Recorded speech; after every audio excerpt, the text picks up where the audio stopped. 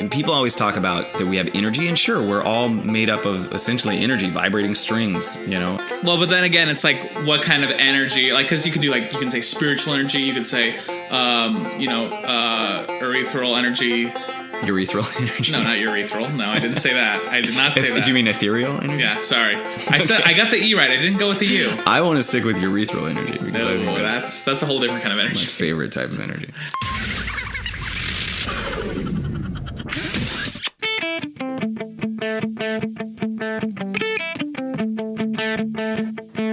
Welcome to the Shane and Gain podcast with Shane Rogers and Noah Gain. This is episode number 2. Let's get this thing started.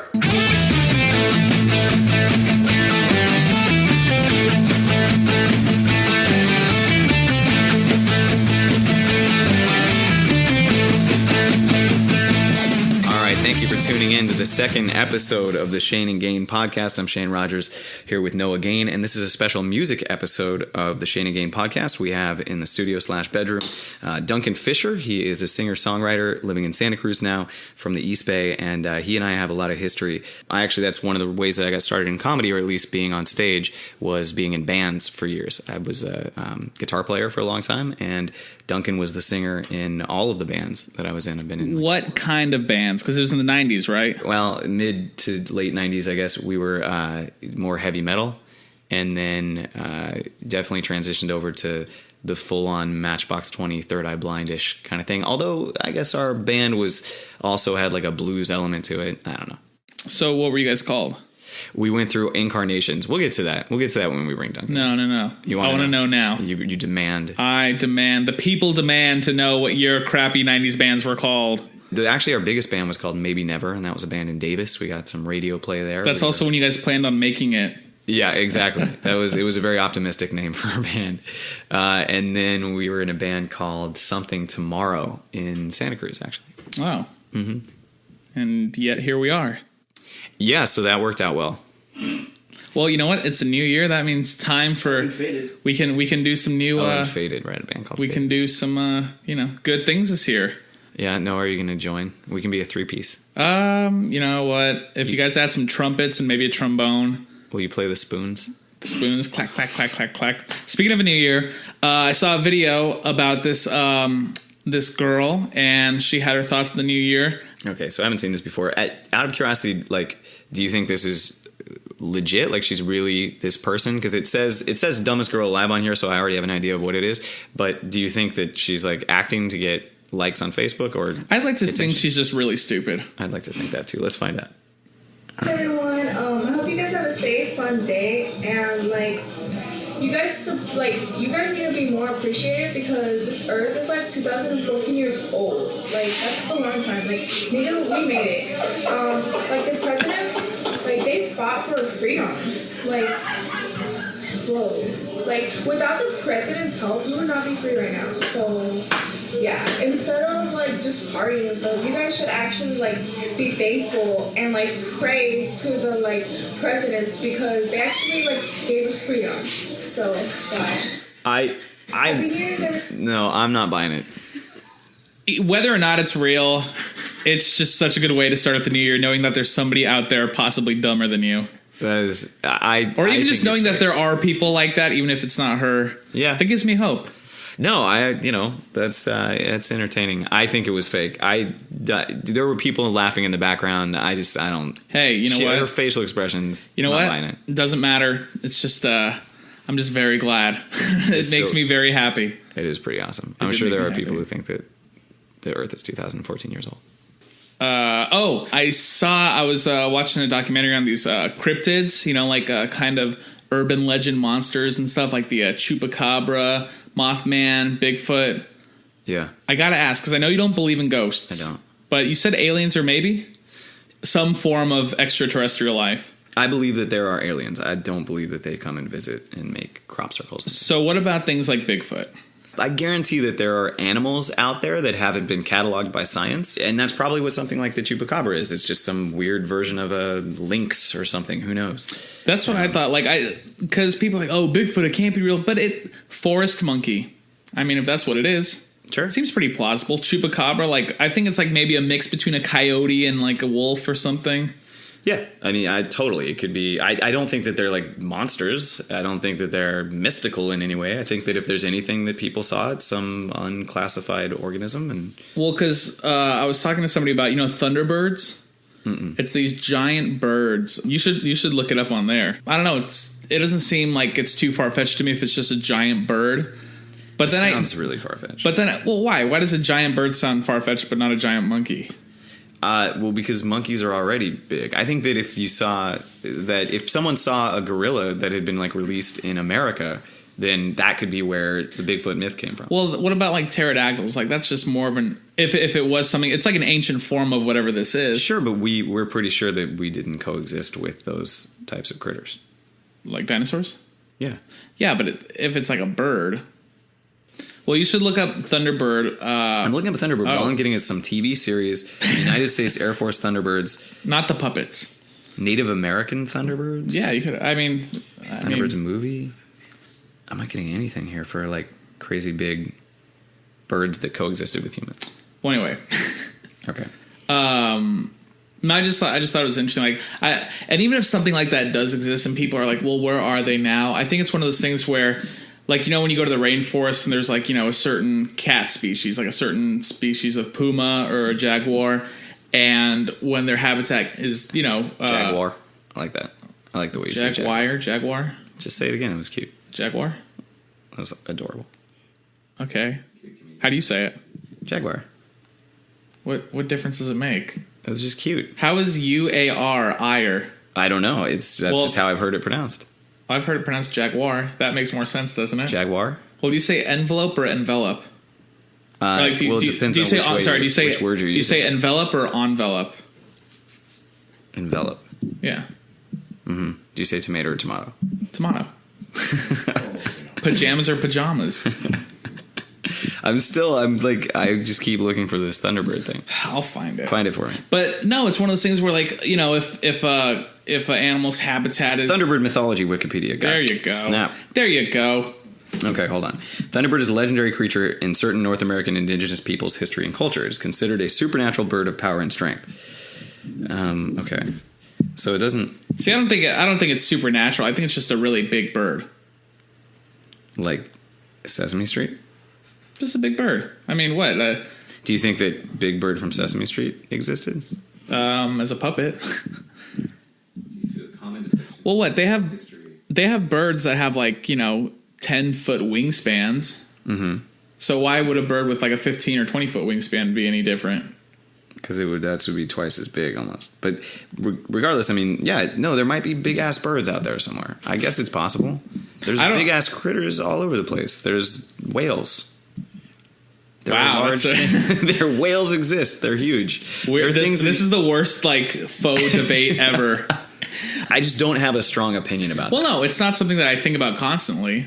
But I was just like, I have a way stronger opinion about like ghosts and supernatural phenomena. So, not a believer in ghosts. No. Because I don't believe that we have souls. Here's the thing. This is going to be depressing. But like I've seen people get in car accidents or something. And then they're totally different people. There are times when people will, for instance, get a traumatic brain injury or something. And it will make them do evil, crazy things. Their morals completely will be compromised by it. So I don't believe that we have a soul that stays intact no matter what happens to us. I've seen our souls be compromised by something as simple as a car accident. So I don't believe that our soul survives after we die. But you could say there's a difference between the soul and the brain. I guess it's just whatever you believe in. But then what's different? If your personality and who you are and your beliefs and your core values are supposedly part of your soul, right? I mean, that's a manifestation of your soul. It's getting philosophical. Yeah, I don't know. I don't know too much about philosophy, but I don't know. I mean, it depends if you think that's all one thing, or if you think your soul is a spiritual manifestation of yourself. It could be different from the things as you are as a person. But I think that's just like energy. And people always talk about that we have energy, and sure, we're all made up of essentially energy, vibrating strings, But then again, it's like what kind of energy? Like, because you could do you can say spiritual energy, you could say, ethereal energy, Urethral energy? No, not urethral. No, I didn't say that. I did not say that. Do you mean ethereal energy? Yeah, sorry. I said I got the E right. I didn't go with the U. I want to stick with urethral energy. No, that's a whole different kind of energy. My favorite type of energy. No, I don't know. I think it's just the way that you whatever you decide the soul is. Because I'm sure like a Buddhist would look at his soul a different way than an atheist. Sure, but that's, you asked me, and I'm not. Oh no, I know. I didn't say you're wrong. I didn't say you're wrong. That's just my opinion. No, I'm just saying, and I'm not saying that they're wrong either. It's just you asked me, and that's my opinion. I don't believe that there are souls, and I believe that we're creatures of flesh and bone and electricity, and that's the way we work. So if you see like a ghost video, you think they're all fake? Yeah. All of them? I mean, they're maybe not fake. They're, there's like St. Elmo's fire. There's there so you think it's explanations like wind for or what's gas happening. or Sure. There's always an electric energy? There's never been anything that there just hasn't been an explanation for when you've gotten down to it. Otherwise, we would have something that we couldn't disprove, and then I would believe in ghosts, and everyone would believe in ghosts. But there's never been proof of anything. I mean, I don't know. There hasn't been anything I mean, it's the one way. You can look for proof or you can look for something to disprove. I think it falls in between those two spectrums where nothing has been. I mean, you have video and stuff, which I agree, a lot of it's fake. And you have pictures, which a lot of them probably are fake. And you have, audio or you have writing. But it's one of those things where you can't really prove it. And it's one of those things where people's predisposition beliefs, I think, are going to affect the way they believe. But then I don't want to be on that other side where there's crazy people saying that, Sixth Sense, I can see dead people walking everywhere, because I think that's a little insane. But it's interesting to me that you have to find where to draw that line. Like, how far do you go? Do you believe that ghosts go into your room at night and go, and like fly around? Like, where do you draw the line to you it becomes crazy and you go like, oh, that's totally ridiculous. Like, I believe that ghosts fly around, and go, oh, but I don't believe that they could possess people. Or like, where's your cutoff? Because to me, it's all fucking equally nuts. Where the cutoff is, I don't know. I guess I'd have to have a specific circumstance, because I can't think off the top of my head of anything that I would think would be totally crazy or totally normal. But I don't know. Maybe if somebody's walking around and they see dead people everywhere, that might be a little harder for me to believe. But if there's something like somebody died in the house, and then there's like maybe a leftover energy or residue from that person, I don't think that's totally crazy. That's such a terrifying idea of what would happen after we die. Is that like we could get stuck in a house forever, and it's purgatory. It's like a prison. And then what happens if like they tear down the house? Then are you released? There's so much. Well, did you ever see the Nicole Kidman movie, The Others? Yes, great movie. It was a good movie. Mm-hmm. The whole time they're in the house and they hear ghosts, but it turns out they're the ghosts. It wasn't like a documentary though, right? Yeah, I know. It's a movie. What? Yeah. That was a cool movie though. I liked it. It was actually. I enjoyed that movie. It was a good twist. So, and this brings me to the next question I wanted to ask you. Top scary movies. Top scary movies. So, I tend to be scared by not so much gore. So I know you're into you're into sort of. I like the Friday the 13th movies. Right. Not my favorites, but I do enjoy them. Mm-hmm. One of my other favorite movies, Blair Witch Project, my favorite scary movie. Okay. That one was scary. That was like the found footage genre. That kind of started the whole found footage thing, right? Mm-hmm. I thought those were cool. There was another. What was the? Oh, we talked about this. We talked about Chronicle being like a found footage. Yeah, that was a great movie, Chronicle. Right. We both liked that movie a lot, but I think that it got a bad rap because at that point, found footage stuff was starting to be kind of uncool. And I'm more of a sci-fi fan than a horror fan. I like horror movies, but I tend to like them if they have some kind of science fiction element or something where there's some kind of explanation. What was the one? Freddy. Yeah, Freddy Krueger. Yeah, what was the series? Nightmare on Elm Street. That was that. I remember that freaking me out as a kid because that was such a scary idea because you have to sleep. The whole idea that like you can't not sleep. Eventually, you're gonna fall asleep and then you're stuck. And dreams are already kind of scary to me. Like it freaks me out that I don't have control over my brain during that time, and your brain can do crazy things and put you in horrible situations.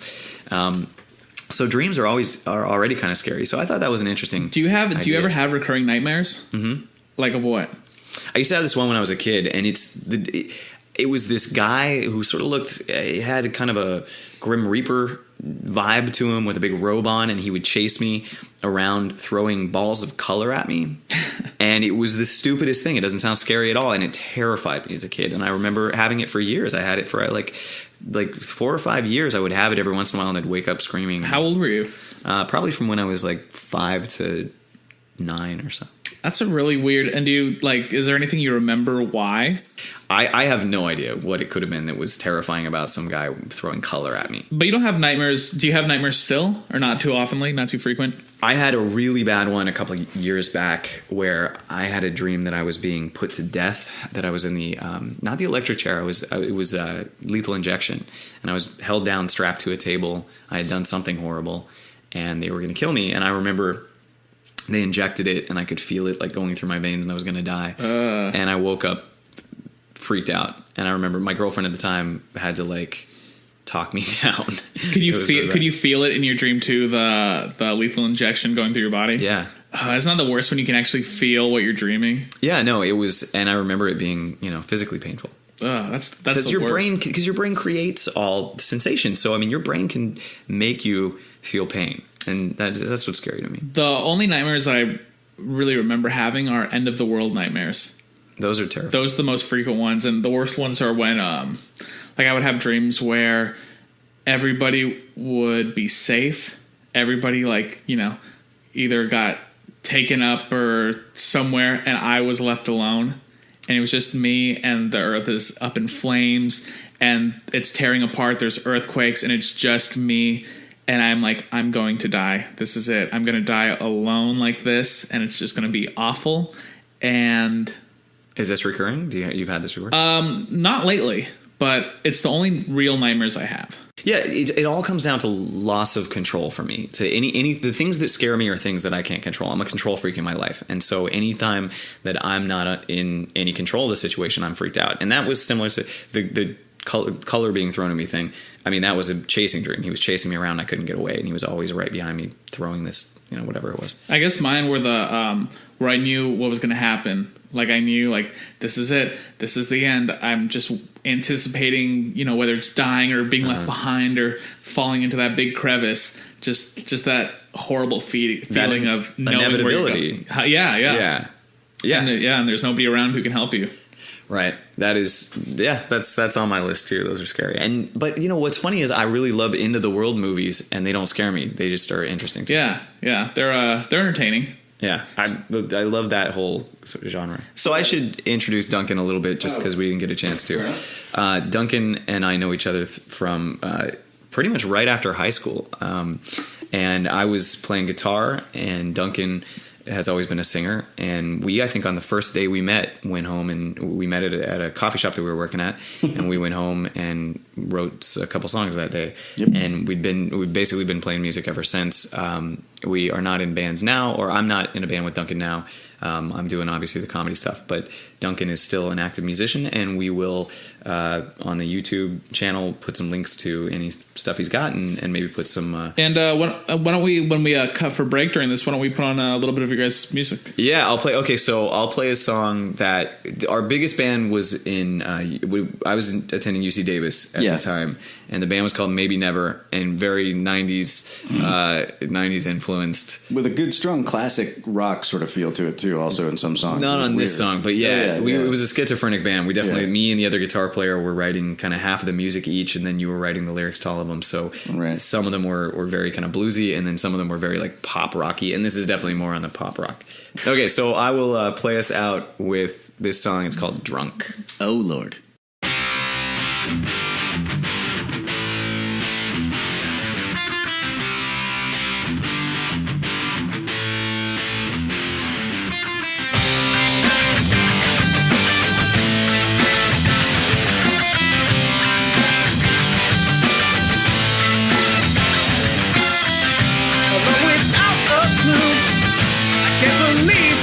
So far, surprised that I survived. We butted heads till I saw stars, but you were into me, and I was into you. I gave a little leverage, and look at the shit you put me through. And as the days flew by, you tore the sun out of my sky. I'm at a loss for words.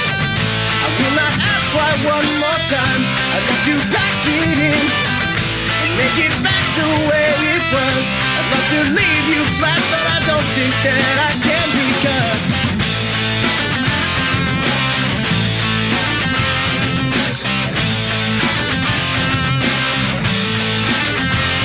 you slip into my pocket and you're slipping down my throat. You fill me till I'm empty and you twist the words I spoke. You make the girlies love me. You make everything a joke. You're all I need, you're all I know, and every night I'm drunk. Yeah, yeah.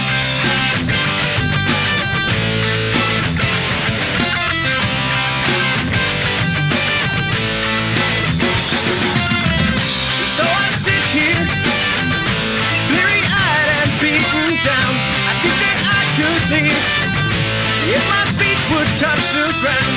Into your gilded cage, I have resigned myself. And if it wasn't you, I'd be abusing something else.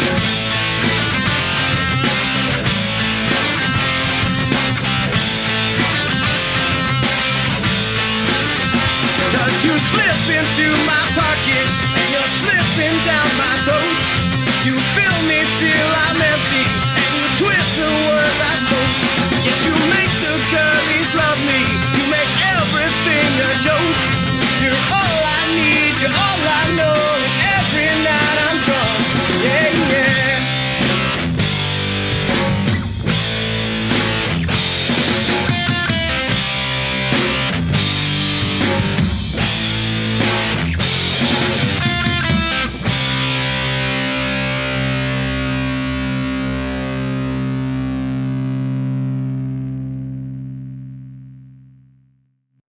All right, welcome back to the Shane and Gain podcast. We've got Duncan Fisher in the house, and Duncan, one of the things that I wanted to talk to you about that I find really interesting is the parallels between comedy and being a singer. I've always seen you as a performer and not just a singer, because there were so many times I remember when we're tuning up or a string broke, right, or even just between songs where you would be riffing with the audience, talking to them. Yeah. To me, it's like no matter what you're doing on stage when you're performing, it's the same. They're the same techniques. You have to have the same charisma. Yeah, no, we've actually talked about this before, how, people that were there to hear me sing and people were there to see the band and hear the music and all that other stuff. So I didn't have to be that funny, and I didn't have to be funny for long or hold their, attention span or identify with them much. All I really had to do was what I guess you guys would call crowd work and just sort of involve them in the downtime. I think a couple of times I was like, and this is the part of the show we like to call fuck with the audience time. And it was just because like he'd snapped a string or, the sound guy had kicked over the soundboard again. We had that happen. Yeah. And so, and you would do so. You'd always do like impressions. You would even do accents. You can do a great Scottish accent. It's not that hard. Well, it does help that I actually am Scots. I mean, that does help. Having been there and gone out there and done that, I actually have 2 passports and all that.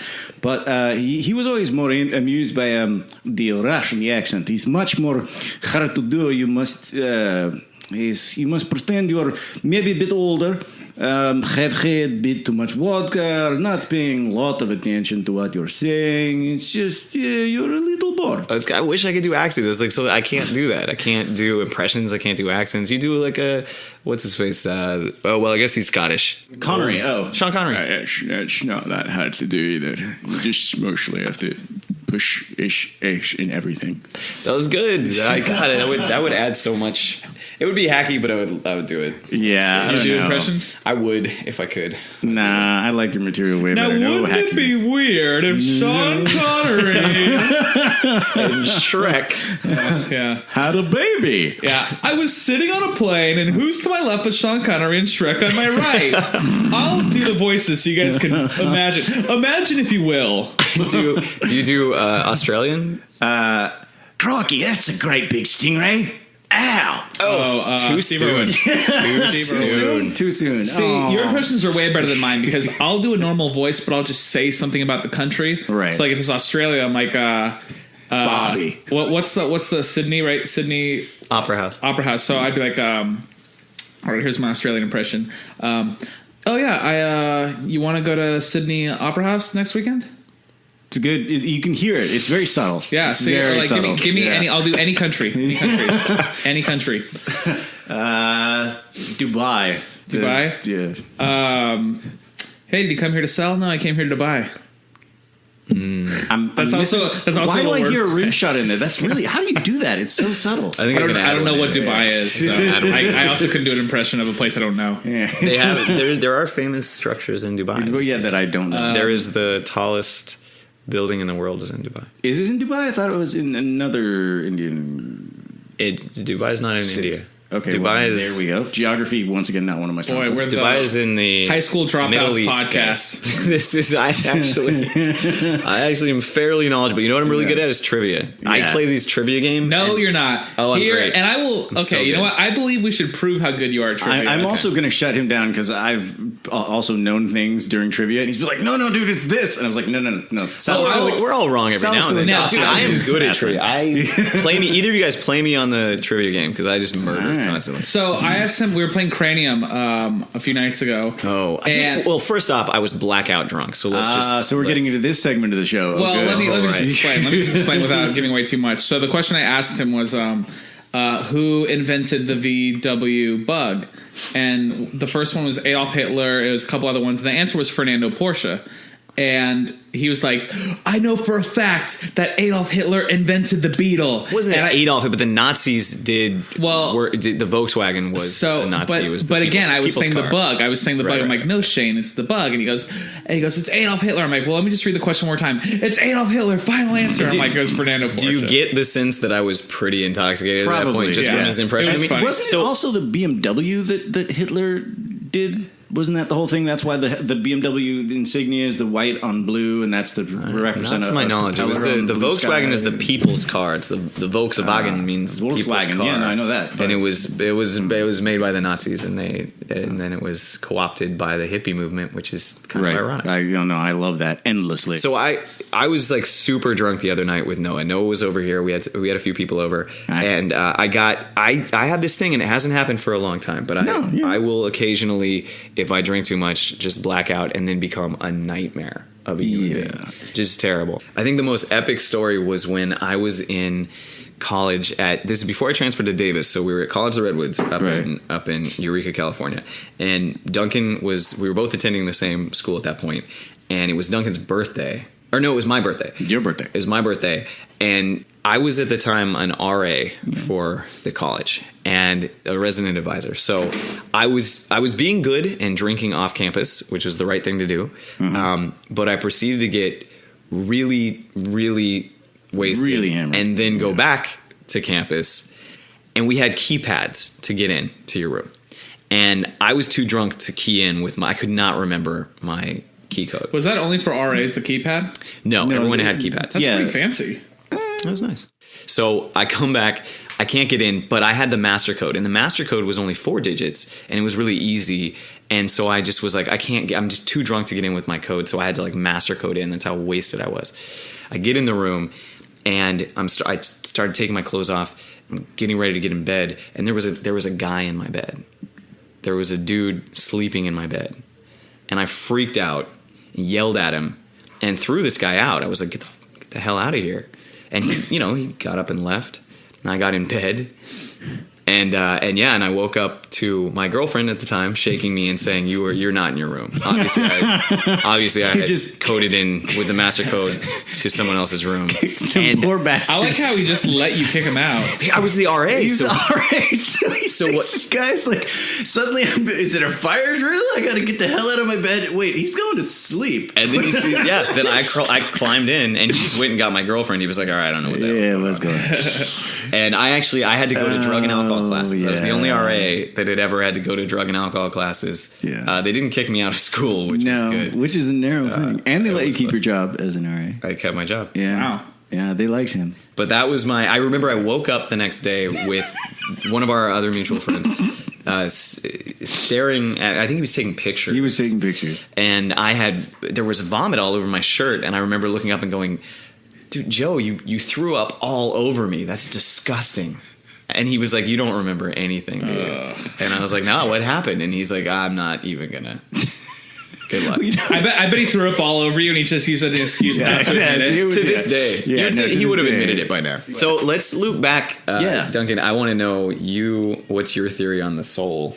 Oh, well, once again, I'm and ghosts. Right. It's funny. I actually got asked that recently. That's Mouse. That's a ghost of a cat.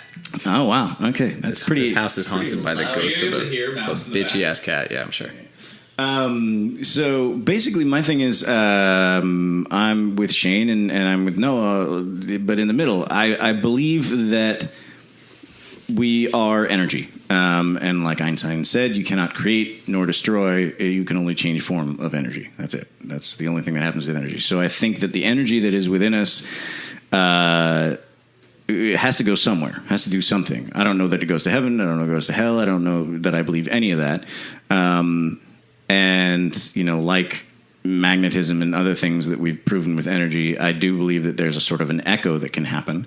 But that's all it is. I don't think that, it even necessarily has form. I don't think that it'll be like, it is, you can see it, it's wearing a tuxedo from the 1800s and, it's like, do you believe that there's a persistence of consciousness? I think that's what I have an issue with, is the idea that consciousness, which is created by our brains and synapses and things, so that we have self-awareness and that we know who we are and spatially where we're located, that persists is something I just find impossible to believe. Right. And maybe the energy's out there, some kind of echo or something, but is it like a conscious ghost that... No, but when think about, I mean, you know me, I'm fairly literal when I speak. I mean it literally an echo. So it could even just be a moment in time, a really intense moment in time. Because when people talk about those very staticky recordings, they make of an empty room and then they turn up the volume to incredible amounts and there's someone speaking in the background that's really, really faint and they try and discern what it says and it says something weird or creepy. It's like a horror movie standard. Right. Well, they've actually done it in real life and it happens. And that, to me, the only explanation I can see of that is, once again, as you just said, imagine somebody in the midst of watching a childbirth or watching somebody, get shot in a room or have a sudden heart attack and die. They might be thinking something or they might say something and they're just, the neurons and their synapses are firing like mad and there's all this electrical energy going on in the brain and they leave a sort of, echo of that energy. And so it's just that thought. And if somebody was psychic and could actually pick up on that, and I do believe that there are sections of the brain that can pick up things we can't, whether or not I believe people are psychic enough to your mom's trying to reach through from the other side and she loves you. No, that's nonsense. But whether or not you could see an echo or hear an echo from, something that happened 30 years ago, maybe, if you were really, really sensitive. What about ectoplasm? I don't believe in ghost cum.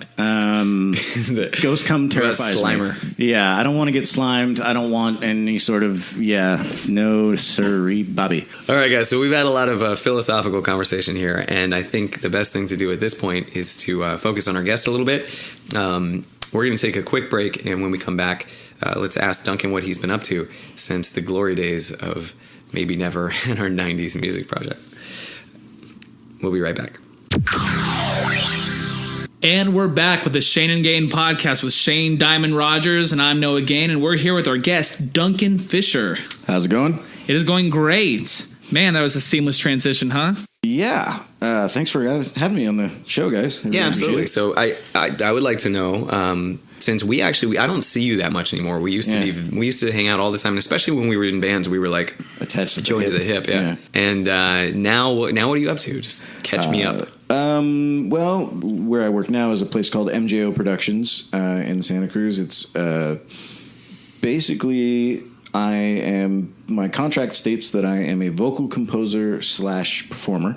So my producer will talk to me when they need lyrics for a song, if they need me to record actual vocals for the song, and then the song can be shopped out to either TV, movie, commercial. So you're kind of like a singer for hire, like Sort of, but less session musician, which is the sort of ultimate mercenary musical person, and more, I'm part of a stable of musicians. MJO Production has, classically trained pianists and cellists and violinists, and then they also have, vocalists who do solely country, or vocalists who do so less of a studio musician and more of it's more like a harem. Yeah, a harem of really hot musicians. Nice. But what do you do? What primarily are you working on now? Are the songs for jingles? Are they for? Primarily, we're focusing on TV, movies, and then basically writing songs that some big band or some big signed personage would want to pick up. Okay. Much like Aerosmith with their song from that Armageddon idiot movie. Yeah, right. So yeah. That's what we do. And that's the hope. And then if you were to get something like that picked up and it made millions, what would your cut be? You don't have to tell us the specifics. Contractually, I'm sure you can. But you would make, if it made millions, you would be pretty rich at that point, or would you just be still like a? If it made millions, if it would entirely depend on the contract negotiation between my producer and the legal part of MJO Productions. Do they own the song, or do you? What stake do you have in the song? They own the song. Basically, what because I am part of a stable of musicians, nothing we write through them is ours. It's all the companies. Okay. However, you get royalties though. Would you get royalties? MJO Production would get any sort of residuals, and then it would filter to me after it went through the. So when you're homeless, you can still say, "Yeah, I wrote that song." Pretty much. When I'm homeless and or just riding down the highway on my motorcycle trying to find somewhere to sleep out of the sun, yeah, I'll be able to say that song that just went by. Another car. Yeah. So what's the real benefit to you then in this? I mean, it sounds like you might make some money. Well, he gets to do what he loves, right? Yeah, the upshot is what you're saying is I basically get to make money doing what I love versus everybody and their mother out there trying to make it in a band and can't. I remember starting out very, very first couple months, but probably the first month or two. I would think, man, I want to be so good at comedy that I get a free drink and free meal. Like I can eat anything I want if I perform in a restaurant. High, man. Shoot high. Oh my gosh, the bar was so. But you know what? Goal accomplished. There you go. Goal accomplished. You make achievable goals and you achieve them. So what's the end game with it? Like, what would you? The ultimate, obviously my views have changed since you and I were in bands, Shane. You and I were, shoot for the moon, let's be famous kind of folk. Now you don't have him to drag you down. Mm-hmm. No. Basically, I would be absolutely stoked to earn $80,000 or $100,000 a year, just singing stuff for various people, doing voiceovers. I also do, as we did earlier, accents and stuff like that. So I always encourage you to do some kind of voiceover work, even like cartoons, man, just anything. I mean, you have such a personality. You're such a character, in a lot of ways. Do you ever wish that you'd learned like guitar or something? And why? I mean, why wouldn't you? You could even still do that now. Like, I feel like if you could have ever just learned guitar, you could have just gotten rid of me and just made all your own music. Well, I guess, were I everybody else, I guess that's true. But I grew up learning a bunch of different instruments, and I walked away from the sum total of them knowing I had no real manual dexterity, and I definitely couldn't concentrate on playing what I had to play and the singing. What are you primarily focusing on genre-wise there, or is it eclectic? It is still fairly eclectic, but basically I do lyrics and vocals in the style of like James Morrison, Gavin DeGraw. We have one song that we're trying to market towards the MMA NFL type, which is called Throwdown, which is very Disturbed meets Seven Dust. We're not wrapping up, but just a plug. If people want to hear more of your stuff, where can they go? They would want to go to mjoproductions.com and look under the music heading. And pretty much if there's a male vocalist on there, you've a 3 in 4 chance it's me. And what's the first song that we're going to hear a portion of? The first song you're going to hear a portion of is Missing You, and then it'll be Leave Like We Went. All right, let's play Missing You. All right, so that was a clip from the song "Missing You" by Duncan Fisher. That was really good, Duncan. Thank you. I really liked the lyrics. I especially liked the music and the lyrics. Oh, and with the vocals too. Also the vocals. Yeah. We haven't heard it yet. I enjoyed the ambiance. We haven't listened to it. We haven't. Shane's going to cut it in, but we're just assuming it's really good.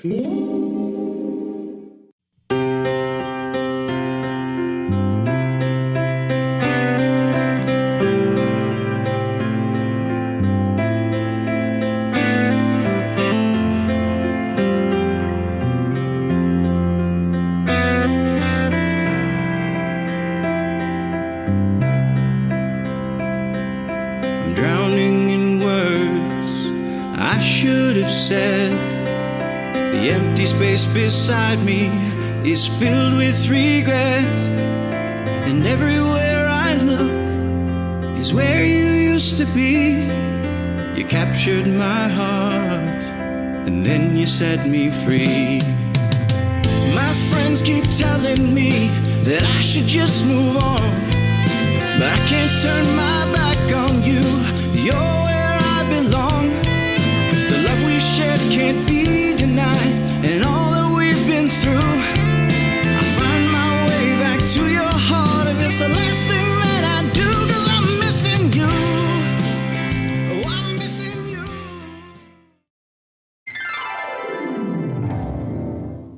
What's the next song is called? Leave Like We Met. Leave Like We Met. All right, we're gonna just play a little clip of that right now. Wow, another hit. Blew you away, didn't it? Your mind just exploded. I don't even have to hear the music, and I know it's good. We didn't have a chance to listen to these ahead of time.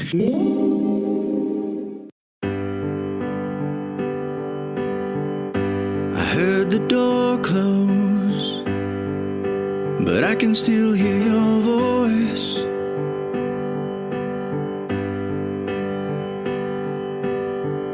I know this isn't how we planned it, but I guess we had no choice.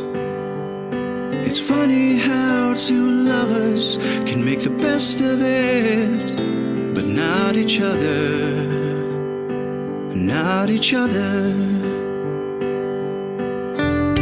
The wind blows softly through our pictures,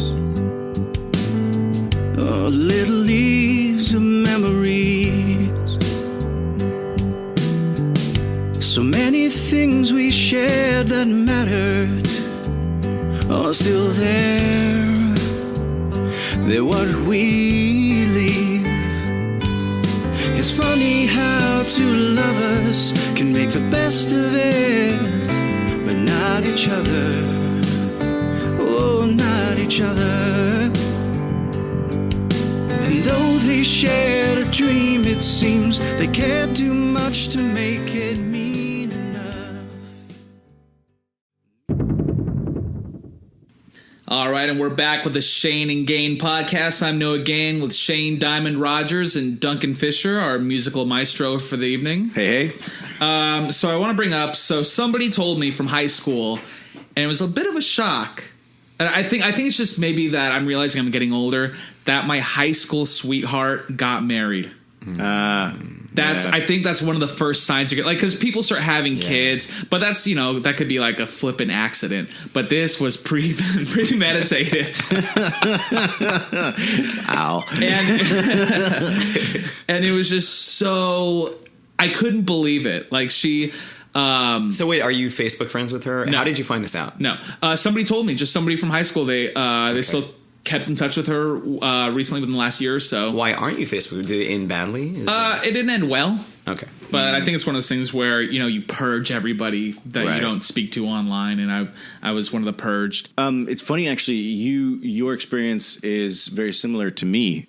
The girl who I had a crush on since 4th grade, when I found out she got married across country in like West Virginia, I ended up writing a song about it and included in there the lyric that was true, that I ended up in a fit of rage. Kill you. No, in a fit of pain and artistic angst, I crashed my car. And so you did that you crashed your car on purpose because I was she got driving married? recklessly. you were so. you weren't like intentional. You weren't like, I'm going to end it all. No. But if it all ended right now, this would be poetically appropriate, and someone would write a good song about it. Not me, because I won't. Because I'd be dead. Right. This will teach you to ever find love and happiness. Well, what was funny was like she and I never dated, but we flirted with that line so like. Wait. In 4th grade. No, from fourth grade. From fourth grade. We even went like through high school, through junior high, through high school, all of it. Like, how do you flirt with the line of dating? So you kissed this girl at least. Kissed her. There were various so sexual situations. No, not full on sex. That was the thing. Like we flirted with that line.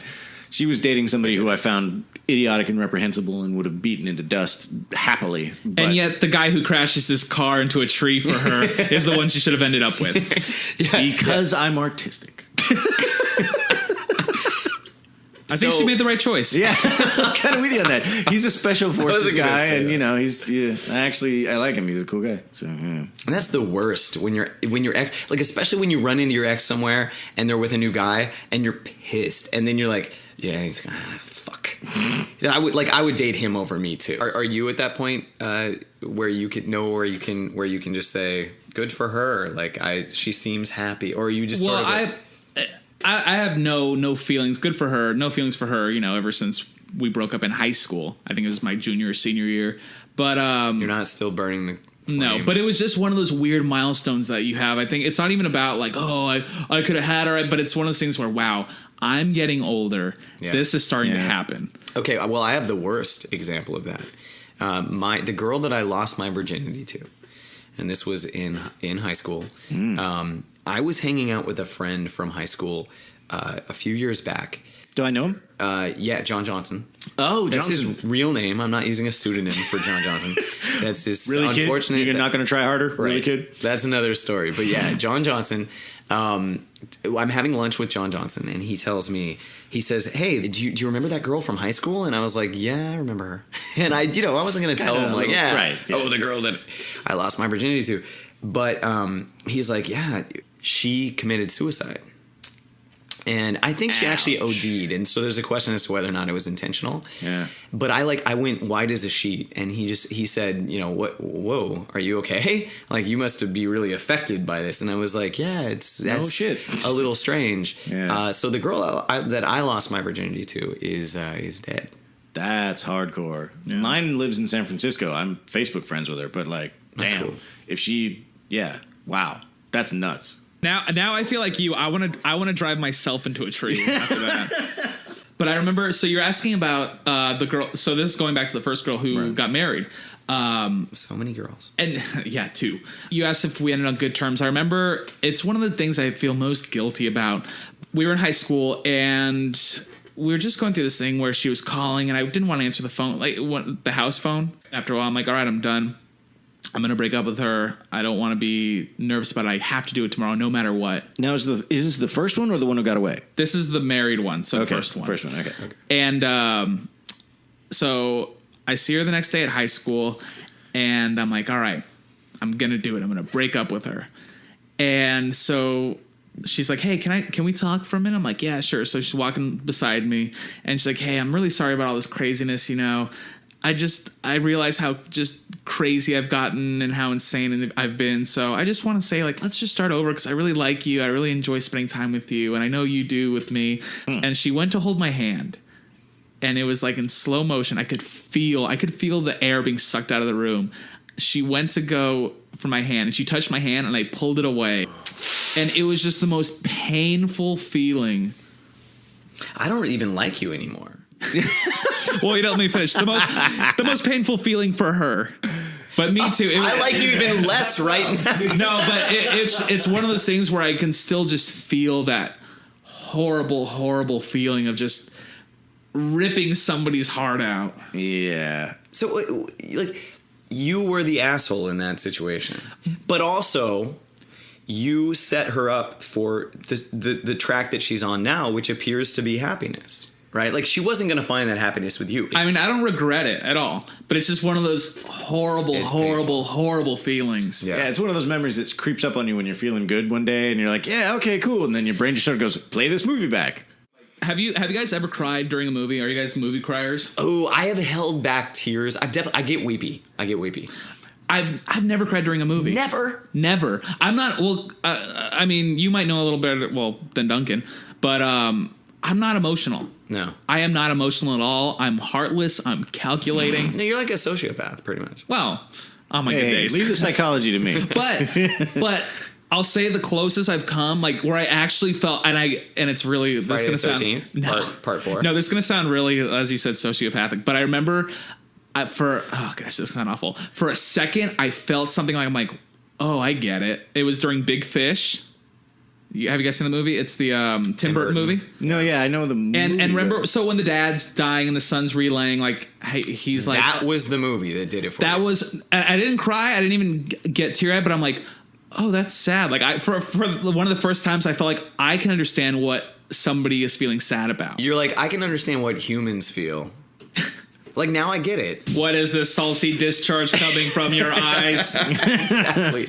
But that movie didn't affect me, but others do. Like, right. And it's always for me, it's like kids and animals. I have no sympathy for animals. Nothing. What the fuck is wrong with you? They're just animals. How are we friends? They're just like I like your cat. But like you like her aesthetically. Like she's a cool looking cat because I have a Bengal and Well, she's and I like she has petting spots. her.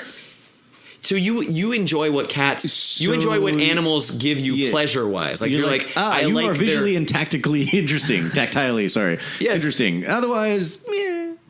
Well, I can stuff don't know you. either. I don't know. I mean, like, so my dad has a cat, and if the cat died, I'd be like, oh man, that sucks. I really like that cat. Just like your last girlfriend, you'd be like, "Well, I really like that girl. That sucks." She was very enjoyable to pet, and also, I didn't hate her presence all the time. She didn't make me have that that gag reflex I have. It's sort of automatic. Okay, here's what it is. Here's what I think it is. I think because you've seen me, like, especially with stand up, where my let's call them emotions. Oh gosh. Let's some stunning call them realizations. Emotions. Where This is an intervention. Either I'll get really high off, like, if I have a good set, I'll be like, oh, I really enjoy that. Or if I have a set I don't like, I'm like, this is awful. I hate this. I hate everything about it. But you're in the middle, like, because I think that's why we get along, because you have that same thing, because I've seen you get really happy after a set or really down, but I have it just more extreme. But it's the only place where you have that. It's like your emotions are very narrowly targeted to this one endeavor that you have, and to the exclusion of everything else. And I know, like you talked about with this girl, and like we talked about, and saying that you saved her some heartache in the long run, because comedy is your girlfriend. Comedy is your fucking friend and your girlfriend and your parents. Well, I think that's fair, because for me, comedy's all I want out of my life. And I think it's one of those things where, and I've talked to a lot of people who are very good, or where I want to be, because I think that's what you have to do when you see people who are in the position you are, like your life. You ask them about what do you have to do, and they say you have to cut out everything of your life. I remember the first guy I met. He does cruises. He goes to every country, performs in every country, and he was saying, like, I'm like, do you enjoy it? He's like, I love it. And I go, so what is it like? And he goes, you're going to be very lonely. You're not going to be able to see your family. People are going to get mad at you. They're going to cut you out of their lives. But it's the price you have to pay for success in this kind of business. And I think I'm doing an okay job of keeping stable relationships with friends and family.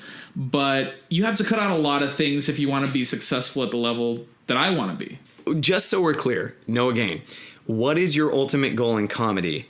I'm sure you'd be happy with making millions and being Kevin Hart, but what is enough for you? What is making it? I would like to be able to make a living doing comedy. And anything past that would be just a blessing. Would you be happy if you were a touring comedian who made enough money to support himself and had a good, pension or whatever? I mean, we can't have a pension as a comedian, but enough of a savings to support yourself later in life. Would that be enough for you? Yes.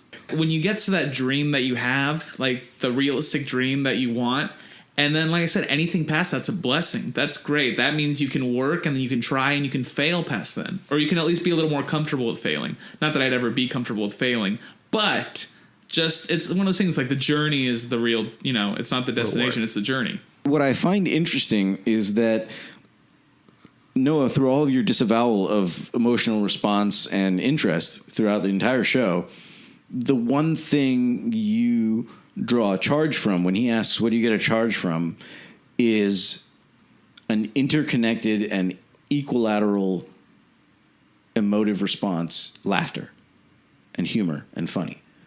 And you like that everyone in the room at that point is on the same wavelength. It's safety, it's happy, and it's I made this. This is now we're all here. We're all together. Noah, do you not feel like a big part of it is just I want approval? Because I think 90% of comedians are similar to us. I just think they are. Every time they say, I go up there because I love to make people laugh and bring joy to people's faces, I really want to punch them in the face. Because that's bullshit. You don't fucking go up there for that. No one does. When you get off stage and you bombed, you had a rough set, no one goes, man, I'm so upset that I made the audience unhappy. The audience is having a worse time right now. I feel bad for them. You feel bad for you. You get off stage and you go, I didn't get the reaction I wanted. I'm not happy with me. I didn't do well. Right. You're not mad that you didn't bring a smile to their faces and that their night is a little bit worse. You're mad that your night sucks because you're going to beat yourself up about it all fucking night long. We're selfish motherfuckers. But what do you think, Noah? What do you think? Why do you do it? I thought I had said You hadn't. You deferred. Find out on part 2 of when Duncan comes back. Should we do that? Should we just say next time? Yeah, let's do it. Let's do Next time. Let's do one more plug. So if people want to find your music, they can go to mjoproductions.com. All one word. You heard it here first. Thanks, guys. Well, Hopefully other people have never heard it. Otherwise, they're not doing it. That's for me. I heard his music here first. Since I didn't hear it. Noah's always the last to know. It's just how it goes. All right.